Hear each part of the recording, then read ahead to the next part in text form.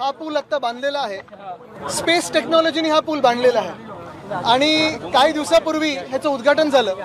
स्थानिक लोकांनी काही इथे गडबड आहे, थोडीफाट होते आहे, बाजूची जी भिंत आहे ती देखील तेवढी काही चांगली वाटत नाही असं सांगितल्यानंतर NHAIच्या स्वतःच्या लोकांनी परत ऑडिट केला आणि परत हा पूल आता बंद झालेला आहे. हे मुंबई गोवा महामार्गावर आहे, नॅशनल हायवे अथॉरिटीचं काम आहे आणि आपण पाहतोय की ठिकठिकाणी असेच रस्ते अनेक ठिकाणी काही ठिकाणी आपण पाहतोय खड्डे झालेले आहेत. मग असं टनल पाहिलं आपण, त्या टनलमध्ये पाणी आणि आता मासे यायला लागलेले आहेत आणि कुठेही अतिशयोक्ती करत नाही, मासे देखील आपल्याला दिसले. आणि आता हा पूल किती दिवसापूर्वी उद्घाटन झाल्याचं 8 दिवसच झालं उद्घाटन झालं, 8 दिवसांनी पूर्ण बंद केलं.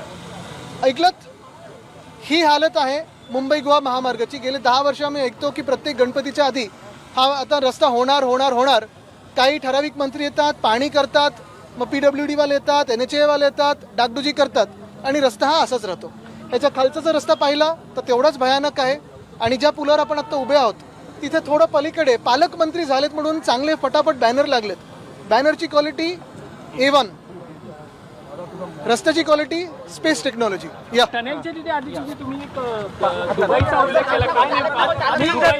काय झालं, थोड्या दिवसापूर्वी दुबईच्या राजांनी मंत्री महोदयांना तिथे बोलवले दुबईचे रस्ते बनवायला असं ऐकलं आम्ही.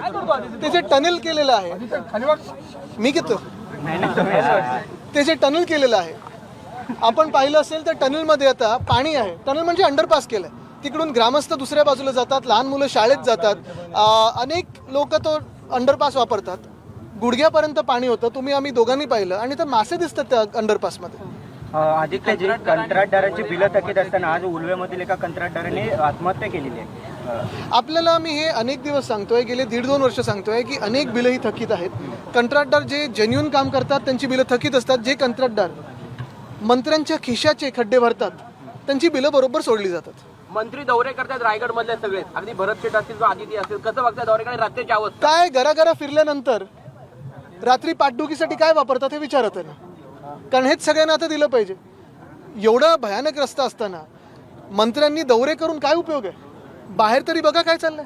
आणि काय तुम्ही आता जे ज्यांचे पोस्टर लागले ते बघा, काय जबरदस्त क्वालिटीचे, तसे क्वालिटीचे रस्ते कधी बनणार? पालकमंत्र्यांना पालकमंत्री पद त्यांना मिळालंय, पण आता त्यांची हवाच काढली गेली, कारण 30% निधी आता पालकमंत्र्यांच्या त्यांच्यात हवा कधीच नव्हती.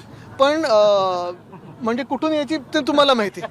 पण महत्त्वाची गोष्ट ही आहे की आपण पाहिलं असेल जे आता पालकमंत्री पदावरनं 2-2.25 वर्ष भांडण चालू होतं, त्याच्या आधी 4 वर्ष म्हणजे 2 वर्ष भांडण चालू होतं. भांडतात पालकमंत्री पदावरनं, भांडतात गाडीवरनं, भांडतात बंगल्यावरनं, पण ह्याच्यावरनं कोण आवाज उठवणार? आता बाकीची ज्या समिती आहेत त्याच्यावरनं भांडणं सुरू होतील. गडकरी असं म्हणतात वारंवार की कंत्राटदार पळून जातात, कंत्राटदार पूर्ण काम करत नाही आणि त्याच्यामुळे इतके वर्ष हा मुंबई गोवा महामार्ग असाच राहिला. कंत्राटदार जर पळून जात असतील तर मग तुमच्या खात्याचा काय उपयोग आहे? आणि मुख्य गोष्ट हीच आहे की आपणच सांगताय ना की काय काय सांगून झाले. आता मी त्याच्यात जात सुद्धा नाही, पण दुबईकर राजांनी जर आजचं हे फुटेज बघितलं तर काय होईल माहित नाही. पण स्पेस टेक्नॉलॉजी वापरली एवढं 100%.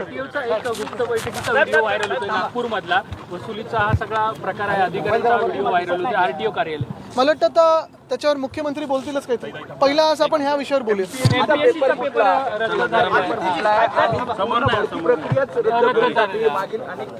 दुर्दैवाने ही गोष्ट ही सत्य आहे की नीटचा जो पेपर फुटला त्याचा केंद्रबिंदू हा महाराष्ट्र होता. आता MPSCचा आपण बोलताय, मध्यंतरी MHCETचा देखील विषय आलेला आहे.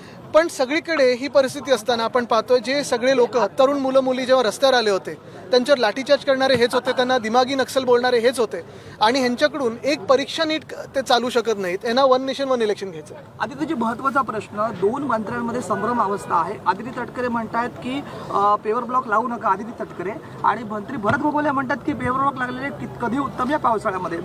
हे मंत्र्यांचं भांडण नाही, कॉन्ट्रॅक्टर्सचं भांडण आहे.